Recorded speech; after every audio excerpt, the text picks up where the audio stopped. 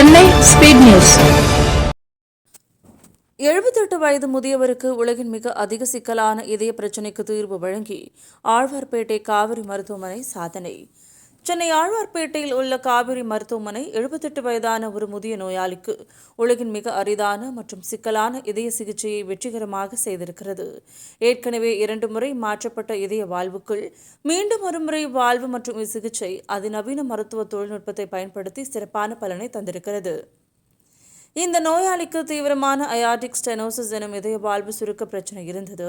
இதற்காக 2005ஆம் ஆண்டில் அவருக்கு திறந்தநிலை இதய அறுவை சிகிச்சை செய்யப்பட்டு ஒரு செயற்கை வால்வும் பொருத்தப்பட்டது. இதுகுறித்து காவிரி மருத்துவமனைகள் குழுமத்தின் இணை நிறுவனரும் செயல் இயக்குநருமான டாக்டர் அரவிந்தன் செல்வராஜ், டாக்டர் ராஜாராம் அனந்தராமன் ஆகியோர் கூறுகையில், நோயாளியின் இதய அமைப்பு மற்றும் முந்தைய சிகிச்சைகளால் ஏற்பட்ட சிக்கல்கள் காரணமாக இது மிகவும் சவாலானதாக இருந்தது. மிக துல்லியமான திட்டமிடல் மூலம் இந்த சிகிச்சை வெற்றிகரமாக முடிக்கப்பட்டது. நோயாளி மிக விரைவாக குணமடைந்து சிகிச்சை முடிந்த மறுநாளே சாதாரண வார்டுக்கு மாற்றப்பட்டார். பின்னர் 48 மணி நேரத்தில் டிஸ்சார்ஜ் செய்யப்பட்டார். ஆழ்வார்பேட்டை காவிரி மருத்துவமனையில் உள்ள உலகத்தரம் வாய்ந்த மருத்துவ நிபுணத்துவத்தை இந்த சிக்கலான இதய பிரச்சினைக்கு தீர்வு காணப்பட்டிருக்கும் சாதனை எடுத்து காட்டுகிறது. இத்தகைய உயிரிழப்பு ஏற்படும் ஆபத்துமிக்க மற்றும் சிக்கலான இதய சிகிச்சைகளை இங்கேயே வெற்றிகரமாக மேற்கொள்வதன் மூலம் நோயாளிகள் சிகிச்சைக்காக வெளிநாடுகளுக்கு செல்ல வேண்டிய அவசியம் இருக்காது என்று தெரிவித்திருக்கிறார்.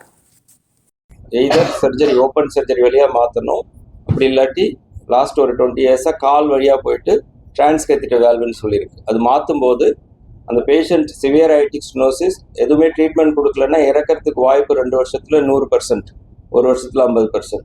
அப்படி மாற்றும் போது அந்த 80 வயசு பேஷண்ட் வந்து 90 வயசு வரைக்கும் இருப்பாங்கன்னா 90 வயசு வரைக்கும் இருப்பாங்க. So you will sustain the life expectancy.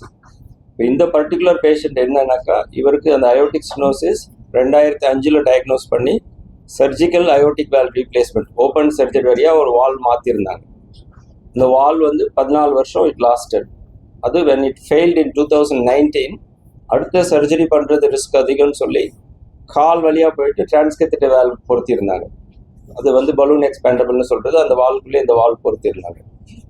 But இந்த 2019 பொருத்தின வால்வு அதுக்குள்ளேயே 2025 பழுதாயிடுச்சு, அது வேலை செய்யலை. அதுக்கு காரணம் வந்து அந்த 2வது பொருத்தின வேல் ஃபுல்லாக ஓப்பன் பண்ணலை. ஃபஸ்ட்டு போட்டிருந்த வேல் 23 mm, 2வது பொறுத்ததும் 23, பட் ஆனால் அது டைலேட் ஆகிருந்தது 17 to 18 தான்.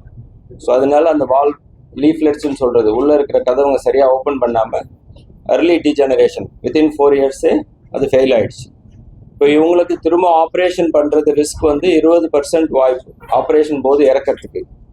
ஆப்ரேஷன் இல்லாமல் எப்படி பண்ண முடியும்னா, ஆப்ரேஷன் இல்லாமல் புதுசாக போய் ஒரு வால் வைக்கும்போது அந்த லீஃப்லெட்னு சொல்கிறது, அதில் இருக்கிற பிளட் கிளாட் எல்லாம் பிரெயினுக்கு போய் ஸ்ட்ரோக் வந்துடும், இல்லை அது பலூன் பண்ணும்போது ஸ்ட்ரோக் வந்துடும். ஸோ சேஃப்டியாக எப்படி பண்ணுறதுன்னு பார்த்தா இது வரைக்கும் இந்த ப்ரொசீஜர் பண்ணலை. This is the first procedure in the world. So we need a lot of planning. எப்படி பிளானிங் பண்ணுறதுன்னா இமேஜிங். ஸோ ரேடியாலஜிஸ்ட்டு நல்ல CT scan, detail CT scan, 3D echo பண்ணிவிட்டு பிளட் கிளாட் ஐடென்டிஃபை பண்ணிவிட்டு ஒரு 8 வீக்ஸ் வந்து blood thinner கொடுத்துருந்தோம். Blood thinner கொடுத்து இந்த பிளட் கிளாட் எல்லாம் கரைஞ்சதுக்கப்புறம் திரும்ப ஸ்கேன் பண்ணி பார்க்கும்போது அந்த வால்வ் லீஃப்லெட்ஸ் டீஜெனரேட் ஆகிருந்து தெரிஞ்சது. அப்போது ஆப்ரேஷன் பண்ணாமல் கால் வழியாக போயிட்டு இன்னொரு டிரான்ஸ்கேத்தேட்டர் வேல்வ், ஸோ இது வந்து 3rd வேல்வ் அந்த பேஷண்ட்டுக்கு பொறுத்தலாம்னு முடிவு பண்ணது. ஸ்ட்ரோக் ரிஸ்க் குறைக்கிறதுக்கு 2 சைடு இருக்கிற பிரெயினுக்கு போகிற பிளட் வெசலில் 2 ஃபில்டர் மாதிரி பொறுத்திட்டு இந்த ஃபர்ஸ்ட் பொறுத்திருந்த வேல்வ் ஃப்ராக்சர்னு சொல்கிறது, ஒரு பலூன் வச்சு அதை ஃப்ராக்சர் பண்ணிவிட்டு இந்த ஃப்ராக்சர் பண்ணும்போது வரக்கூடிய அந்த டெப்ரிஸ்லாம் அந்த ஃபில்டரில் கலெக்ட் ஆகிடும். அதுக்கப்புறம் 3rd valve self expanding Medtronic Evolut valve, அது உள்ளே பொறுத்திட்டு ஃபைனலாக ஒரு பலூன் இன்ஃப்ளேஷன் பண்ணது. So this is called medical டேர்ம்ஸ்லி it's called transcatheter aortic valve in transcatheter aortic valve in surgical aortic valve with bioprosthetic valve fracture with cerebral protection. So அதுதான் என்னோட terminology. First in மேன்ன்றது this the first kind of procedure that is done in the entire world. It's more than that. It's not about the first in world. More than that, important is the safety. The patient வந்து 20% surgical mortality in the patient.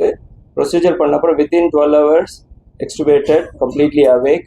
24 hoursல வார்டுக்கு shift பண்ணிட்டு 48 ஹவர்ஸ்ல வீட்டுக்கு போயிட்டாங்க. So Monday afternoon procedure பண்ணது, Wednesday afternoon he went home. That is more important. இப்போ follow பார்க்குள்ள he was able to climb 4 flight of stairs, 4 மாடி ஏறி ஓபிக்கு வந்தாங்க.